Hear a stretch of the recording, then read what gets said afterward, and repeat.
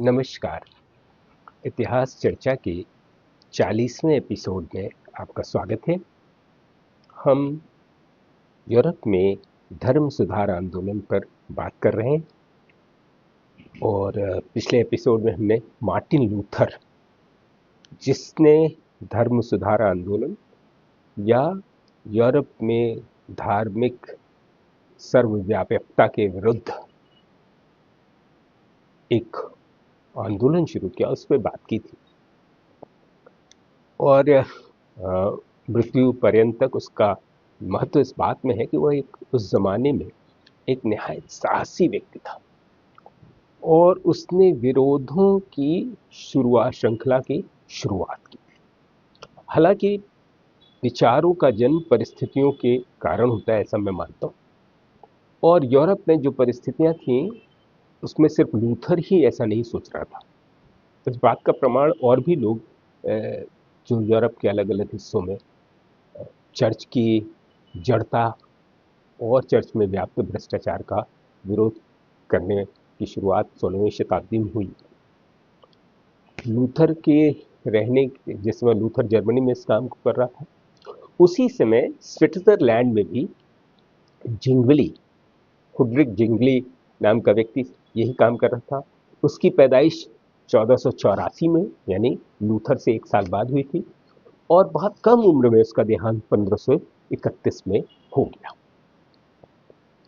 वह बहुत ही तेज काम करने वाला और तेजी से निर्णय लेने वाला व्यक्ति था। स्विट्जरलैंड भी उस जमाने में पवित्र रोमन साम्राज्य का हिस्सा था, लेकिन स्विट्जरलैंड के 13 जिले, जिन्हें कैंटन कहा जाता था, यानी पूरा स्विट्जरलैंड 13 कैंटन्स में विभाजित था, और उसका प्रत्येक कैंटन या जिला अपने आप में एक गणतांत्रिक राज्य था, नगर गणराज्य कह सकते हैं।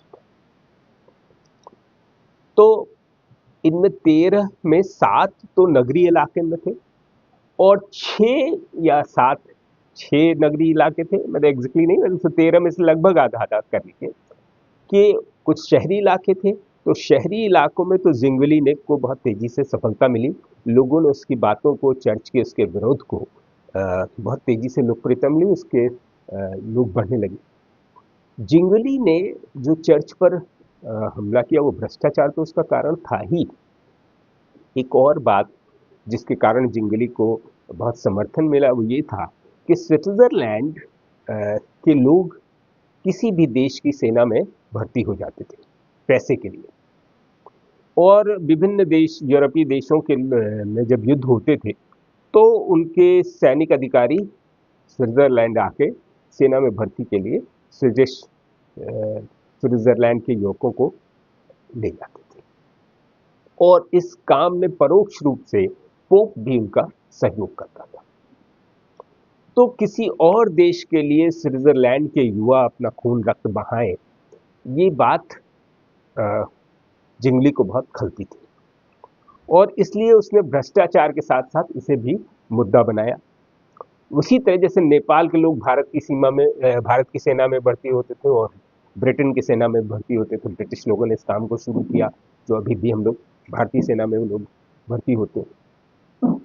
तो सेम स्थिति स्विट्जरलैंड की थी, तो इसी को लेके उसने विरोध शुरू किया और स्विट्जरलैंड में उसको काफी समर्थन मिला। जिंगली ने 1525 में ही अपने को रोम से अलग घोषित कर लिया, कहा कि मैं रोम के या कैथोलिक चर्च की सदस्यता से अलग होता हूं, और उसने एक रिफॉर्म्ड चर्च, नाम पे गौर करिएगा, रिफॉर्म्ड चर्च की स्थापना 1525 में कर ली। तो इस मामले में, चर्च की स्थापना के मामले में वो लूथर से आगे, और वो बार बार इस बात पर जोर देता था कि मैं लूथर से अलग एक संप्रदाय का प्रवर्तन कर रहा हूं। हालांकि लूथर और उसके बीच में मुलाकात का प्रबंध किया गया, दोनों ही पवित्र रोमन साम्राज्य में थे, और लोगों ने चाहा कि वो दोनों मिलकर इस विरोध के आंदोलन को आगे बढ़ाएं, इससे ताकत मिलेगी, लेकिन बात बनी नहीं। दोनों में बहुत सारे बातों को लेके मतैक्य नहीं बन सका। जिंगली ने शहरी इलाकों में जिंगली को समर्थन मिल रहा था, लेकिन जो पिछड़े हुए ग्रामीण इलाके थे वहां अभी भी कैथोलिक चर्च को का पूरी तरह से लोग समर्पित थे और कट्टर ढंग से कैथोलिक चर्च के या कैथोलिक मान्यताओं को मानते थे। जब समझाने बुझाने से ये मामला नहीं बना तो जिंगली ने बाकायदा पहल के आधार पर जबरदस्ती लोगों को अपने मत में शामिल करना चाहा, लिहाजा स्विट्जरलैंड में एक गृह युद्ध शुरू हो गया और इसी गृह युद्ध में लड़ते हुए जिंगली की 1531 में मौत हो गई। इस मौत के बाद गृह युद्ध तो रुक गया और एक संधि हुई जिसे कापेल की संधि कहते हैं। 1531 में संधि हुई और इस संधि में स्विट्जरलैंड जिंगली के समर्थकों को मान्यता प्रदान कर दी गई, वैसे ही जैसे ऑक्सबर्ग की संधि 1555 के द्वारा लूथरवाद को मान्यता प्रदान की जाएगी। तो ये तो था जिंगली का संघर्ष। आप देखिए तो बहुत कम समय, मैंने 16 वर्ष उधर और 31 इधर, तो कुल 47 वर्ष की आयु में उसका निधन हो गया। और उसने उसी काम को, जिस काम को जर्मनी में लूथर ने किया, उस काम को उसने स्विट्जरलैंड में किया। 16वीं शताब्दी, ये लोग पैदाइश इन दोनों सुधारकों की 15वीं शताब्दी में थी और इनके काम 16वीं शताब्दी। जॉन कॉल्वे इसके विपरीत काफी बाद में आता है, 16वीं शताब्दी में पैदा होता है 1509 में और 1564 तक में उसकी मृत्यु हुई। जॉन कॉल्वे एक फ्रांसीसी है, फ्रांस में पैदा हुआ, नेओ नामक नगर में उसकी पैदाइश हुई और उसके माता पिता उसको धार्मिक चर्च में भेजना चाहते और वो वकील की शिक्षा प्राप्त करता क्योंकि उसका मन धार्मिक कामों में नहीं लगता। लेकिन 1536 में उसे अचानक एक दिन इस बात का ईश्वरीय एहसास हुआ कि उसे किसी खास काम से पृथ्वी पर भेजा गया है और वो काम क्या है? एक सच्चे ईसाई धर्म की स्थापना करना। ऐसी ईश्वरीय अनुभूति उसको हुई और इस ईश्वरीय अनुभूति के बाद जॉन कॉल्वे इस काम को में लग गया और उसने पहले फ्रांस में, पेरिस में उसकी पढ़ाई लिखाई हुई थी। उसको बहुत ही प्रखर विद्यार्थी था अपने विद्यार्थी जीवन में, उसको स्कॉलरशिप मिली थी जिसके बूते उसने पढ़ाई की थी।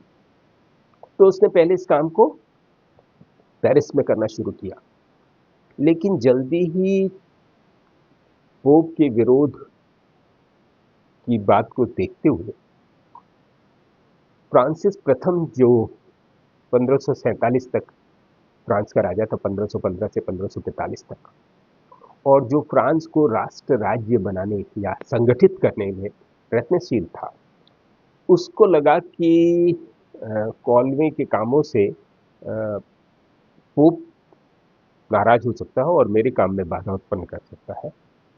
तो उसने कॉल्वे को पे रोक लगानी शुरू और कॉल्वे को निष्कासित कर दिया फ्रांस। इसका फायदा ये होगा कि कॉल्वे भी वहां से निकलेगा और स्विट्जरलैंड चला जाएगा। जिंगली ने ज्यूरिख में इस काम को किया था, इसलिए जिंगली के समर्थक हैं।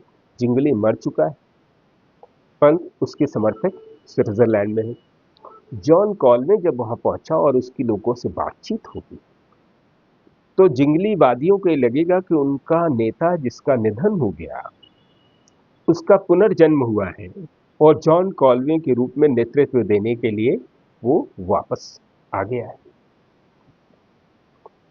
तो ये लोग उसको लेकर, जॉन कॉल्विन को लेकर बहुत ही एक कहने पॉजिटिव उसका समर्थन मिलेगा। उसको स्विट्जरलैंड में उसको हर तरह की सुविधा मुहैया कराई जाएगी, स्थान, समय, हर तरह की सुविधा लिखने पढ़ने की, और वहाँ पर रहकर उसने एक बहुत ही शानदार या कहने की ओरिजिनल किताब लिखी, क्योंकि उसके शुरू से उसको ईश्वरीय अनुभूति हुई थी कि उसे एक सच्चे ईसाई धर्म की स्थापना करना है। इसलिए वो जानता था कि उसे अपनी बात बहुत तर्कपूर्ण ढंग से रखनी पड़ेगी, और स्विट्जरलैंड में रह के उसने एक किताब लिखी जिसका नाम था institutes of the Christian religion, ईसाई धर्म के मूलभूत सिद्धांत।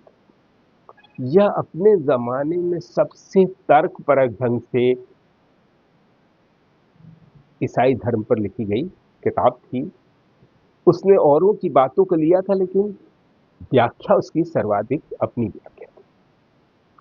और इस किताब को उसने फ्रांस के शासक फ्रांसिस प्रथम को समर्पित किया, इस आशा में कि फ्रांसिस इस किताब को पढ़ेगा और उसे फ्रांस वापस बुला लेगा, और फिर तो पूरा फ्रांस ही उसका अनुयायी हो जाएगा।